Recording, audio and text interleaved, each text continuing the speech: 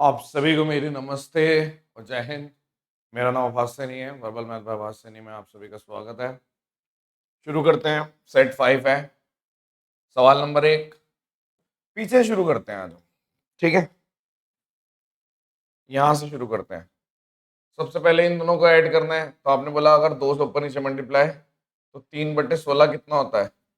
0.1875 हो गया। इससे पहले वाले पे चलते हैं। एक सर्कल सर्कमस्क्राइब्ड है अबाउट अ ट्रायंगल और एक एंगल 120 दे रखा है, रेडियस दे रखी है आपको, ठीक है, आर, स्मॉल आर। तो आपने बोला जो सरकम रेडियस होती है वो 2r होती है, और अगर मैं बोलूं a अपॉन साइन सामने वाला एंगल, जो कि ऑलरेडी इसने क्या दे रखा है 120 डिग्री, तो आपने बोल दिया 2r साइन 120 की वैल्यू √3/2 हो गई, और ये स्मॉल आर है, 2 से 2 कट गया, r√3। एक सर्कल है जिसके अंदर दो कोण है, एक 7 है एक 9 है, ठीक है।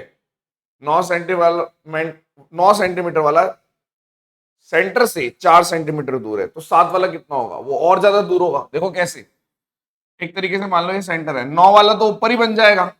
अगर ये 4 है तो 7 वाला जहां भी बनेगा, चाहे ऊपर बनाओ या कहीं भी बनाओ, थोड़ा दूर बनेगा, तो ये डिस्टेंस 4 से ज्यादा आएगा, ग्रेटर देन। दो सर्कल है जिसकी रेडियस दे रखी है, सेंटर इतनी दूर दे रखी है, ट्रांसवर्स कॉमन टेंजेंट का फॉर्मूला क्या होता है? टीसीटी क्या होता है? इनके बीच का डिस्टेंस दे रखा है, तो 20 का स्क्वायर 400 माइनस दोनों को जोड़ दो, तो 7 + 3 10 का स्क्वायर 100, तो √300 आंसर आना चाहिए। ये वाला ये रूट है, ठीक है। दो सर्कल है 9 और 15 जिनके सेंटर 17 सेंटीमीटर अपार्ट है, सेम क्वेश्चन। अच्छा, इंटरनल कॉमन टेंजेंट कीवर्ड है, इंटरनल कॉमन टेंजेंट भी टीसीटी को ही बोलते हैं, तो आपने बोला टीसीटी क्योंकि कई बार अजीब सा लगेगा, तो इसको भी इंटरनल कॉमन टेंजेंट बोलते हैं। 17 का स्क्वायर 289 माइनस अगर मैं ये कर देता हूं तो 14 का स्क्वायर 196, तो रूट में यूनिट डिजिट कर दो 93, √93। एक ट्राइंगल है एबीसी, एक लाइन सेगमेंट डीई जो सेंट्रोइड से पास होती हुई जा रही है, पैरेलल है बीसी के। यानी आप ऐसे मान लो एक ट्राइंगल है ए बी और सी, और सेंट्रोइड से पास होती हुई जा रही है, ठीक है। यानी कि ये 2 और ये 1 का डिस्टेंस है, इसका नाम है डीई। ओके, तो इसने बोला कि ए बी के ऊपर डी और इसके ऊपर टी, ठीक है। तो area of the smaller triangle और ट्रेपेजियम, देखो अगर ये छोटे वाले का ये 2 है, तो बड़ा वाला अगर 3 है, तो अगर एरिया की बात करेंगे तो 4 है 9 है, तो यानी ऊपर वाला एरिया अगर 4 है तो ये वाला पूरा बचा हुआ हो गया। 9 में से एक 4 है और एक 9 में से 4 चले गए 5, 4 और 5 का रेशियो, सी आंसर है। एक क्वाड्रिलेटरल है इस तरीके से कि A B parallel to C D, तो पैरेललोग्राम बना लो फिलहाल, तो A B parallel to C D, ठीक है। और इसने बोला कि A B parallel to C D और ये इक्वल भी हो गया, तो पैरेललोग्राम वाली चीज अभी भी ट्रू है। कई लोग रेक्टेंगल भी बना देंगे, रोम्बस भी बना देंगे, लेकिन पैरेललोग्राम बेसिक चल रहा है, ठीक है। क्योंकि पैरेलल वाली चीज, सबसे पहली चीज आप क्या ड्रॉ करते हो? पैरेललोग्राम ड्रॉ करते हो। उसके बाद आप बोलते हो कि क्या पता स्क्वायर की तरफ जा रहा हो, क्या पता किसी और तरफ जा रहा हो, ठीक है। तो इसने बोला इनमें से कौन सी चीज ट्रू है? अगर एसी डायगोनल है ऐसे, तो आप बोलोगे अच्छा कॉन्ग्रुएंसी चेक कर रहे हो, तो आप बोलोगे जो एबीसी है वो सी डी ए के वो होना चाहिए, तो ABC C D A S S S, S S S property तो नहीं है। अच्छा, ये दे रखा है कि ये तो होगा, लेकिन कौन सी होगी? देखो, एक तो आप कह सकते हो अगर ये वाली चीज हो गई, लेट से अगर मैंने बोल दिया कि ये इसके साइड, फिर एंगल, एंगल फिर साइड, ऐसे ऐसे हो जाएगा, ऐसे ऐसे, ये वाला आंसर। अब इसने बोला था angle of bisector of ABC और बी आई सी, ये बहुत आसान है। आपने बोला जैसे मान लो बी आई सी, ये कभी भी होता है, तो ये अगर ऊपर मान लो थीटा है तो 90 + θ/2 होता है, जिसकी वैल्यू 125 दे रखी है। तो ये आपका थीटा की वैल्यू पूछिए, किसकी पूछिए? बी ए सी, हाँ थीटा की वैल्यू पूछिए, 70 हो गई। रेडियस का रेशियो 1 और √2 दे रखा है, एरिया स्मॉलर वाले का, रेडियस का रेशियो अगर 1 और √2 है तो एरिया इसका स्क्वायर हो जाएगा 1 और 2, तो अगर 1 की वैल्यू 100 है तो 2 की वैल्यू 200 हो गई। पिरामिड जिसका बेस दे रखा है स्क्वायर और स्क्वायर की साइड दे रखी है 12, स्लैंट हाइट दे रखी है, यानी कि आपको स्लैंट हाइट दे रखी है ये वाली चीज, और पूछा क्या है वॉल्यूम। तो वॉल्यूम आप अगर आप बोलोगे पिरामिड का 1/3, एरिया ऑफ बेस कितना हो गया 144, इनटू हाइट चाहिए, तो स्लैंट हाइट दे रखी है आपको, स्लैंट हाइट दे रखी है 10, ये बेस का आधा कितना हो गया 6, तो हाइट कितनी हो गई 8, तो यहाँ पे 8 आ गया। अगर इसको काटोगे 48, 8 टू 64, 384 आ गया। दो सॉलिड हेमिस्फेयर है और इसको मेल्ट करके एक सिंगल हेमिस्फेयर बना दिया, तो नए वाले का कितना होगा, यानी कि अगर आप अप्रॉक्स पूछ रहा है, यानी कि अगर मैं बोल दूं सिर्फ क्यूब होता है, मतलब अगर हम हेमिस्फेयर का 2/3 पाई आर क्यूब करके, तो ये तो कांस्टेंट है, तो पहले वाले का 216 हो गया, दूसरे वाले का 512 हो गया, यानी कि अगर मैं बोल दूं 728, तो ये जो बना उसका आ गया, तो अगर 729 होता तो 9 होता, अप्रॉक्स पूछा है। एक हेमिस्फेयर को मेल्ट करके देखो ये कौन सी शिफ्ट है, ये कौन सी तरह की शिफ्ट है वो भी बताना पड़ेगा ना, कमेंट्स में बताना आप, वरना मैं कमेंट के टॉप वाले पे लिख दूंगा कौन सी शिफ्ट है ये, ठीक है। एक हेमिस्फेयर को मेल्ट किया और रिकास्ट किया इनटू अ कोन ऑफ, अरे यार वो भी चलानी भूल जाता हूँ मैं, टाइमर भी चलाना भूल जाता हूँ, चलो अब चला देते हैं, इसको ऐसे चला दे कहीं ना कहीं। हाँ तो मैं कह रहा था कि एक हेमिस्फेयर को मेल्ट किया और कोन बना दिया, तो हेमिस्फेयर को मेल्ट किया 2/3 पाई आर क्यूब, और कोन का आता है 1/3 पाई, और रेडियस सेम है आर स्क्वायर एच, तो आपने बोला ये इससे कट गया, पाई से पाई कट गया, आर स्क्वायर से एक आर, तो 2r आ गया हाइट पूछिए तो। एक स्फेयर है, वो कंप्लीटली आ रहा है सिलेंडर के अंदर, और इस तरीके से कि जो हाइट और diameter of the cylinder matching the diameter of the sphere, यानी आपको ऐसे करके बनाना है कुछ कि ये, यानी ये तो पूरा 2r हो गया, आर और आर, ठीक है। और इसने बोल दिया स्फेयर का वॉल्यूम दे रखा है और वेकेंट का, मैं बोलता हूँ स्फेयर का वॉल्यूम होगा कितना, आप बोल रहे हो 4/3 पाई आर क्यूब होगा, और सिलेंडर का कितना होगा, आप बोल रहे हो पाई आर स्क्वायर एच कितना होगा 2r, तो आर क्यूब से आर क्यूब चला गया, पाई से पाई चला गया, तो 2/3 हो गया, यानी कि स्फेयर का 2 है और सिलेंडर का 3 है, तो वेकेंट कितना है 1, और अगर 2 की वैल्यू 36 पाई दे रखी है सेंटीमीटर क्यूब, तो 1 की वैल्यू कितनी होगी 18 पाई सेंटीमीटर क्यूब, तो ये क्यूब आएगा, ये वाला आंसर है। 90 लीटर का बना हुआ है 7 और 2 के रेशियो में, x लीटर मिल्क और x लीटर पानी डाल दो, कोई बात नहीं, आपने बोला 70 में x डालो और 20 में भी x डालो, 5 और 2 बन गया, तो यहाँ पे 140, यहाँ पे 140, यहाँ पे 2x 5x, 40/3 आंसर आ गया, x की वैल्यू 13.3।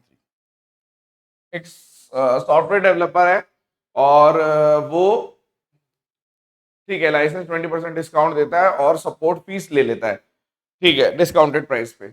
अब रीसेलर ने क्या किया आगे, ठीक है आगे उसने क्या किया कि 7800 रुपए एक्स्ट्रा पे बेच दिया और 25% का प्रॉफिट। देखो पहले क्या हो रहा है, पहले डिस्काउंट है 20% का और फीस ले रहा है, सपोर्ट फीस ले रहा है, तो 23/15% को ऐसे कह सकते हैं, यानी कि आप कह सकते हो कि 92/100, यानी एक तरीके से वो 92% पे कोई चीज ले गया।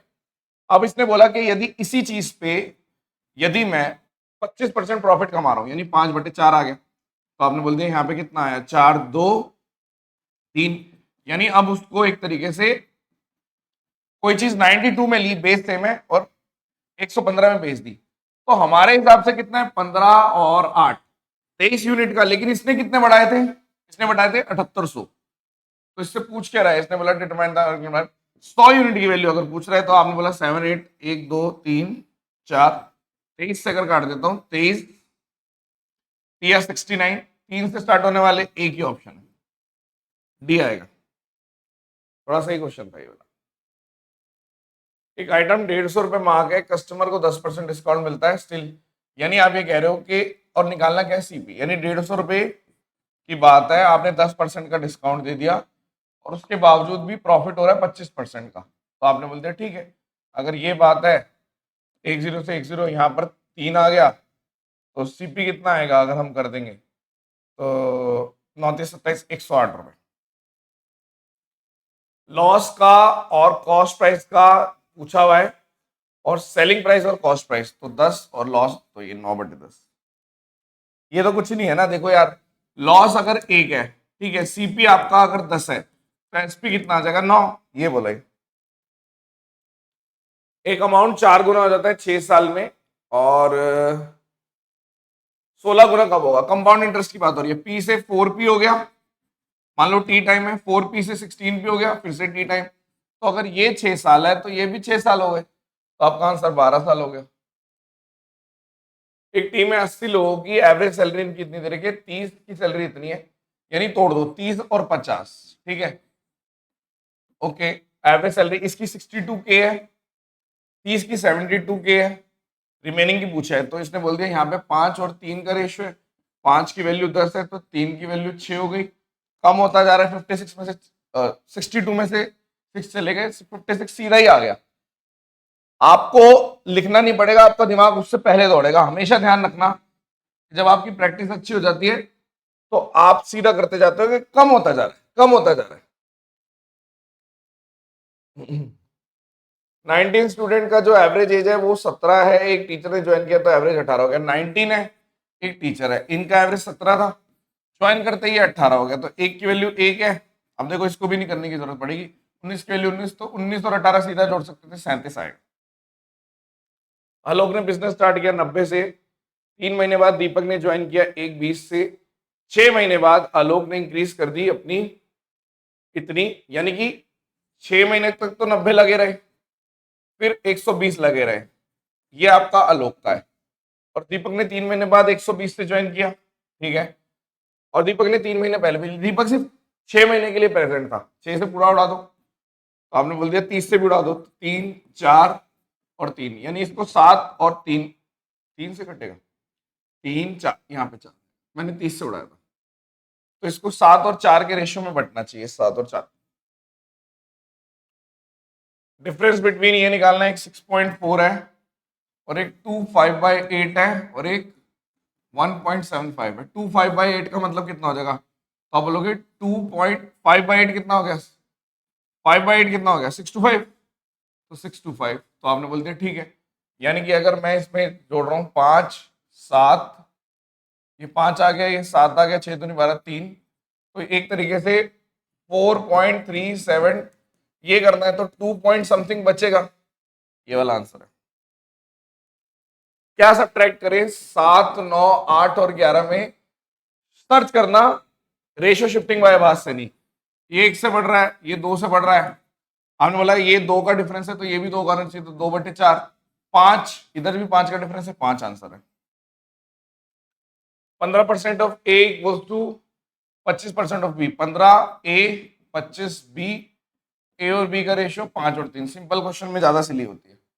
इसको कन्वर्ट करो 37.5 का परसेंट मतलब होता है 3/8, तो 3/8, 8 के 24, 27/8, तो ये आपका था।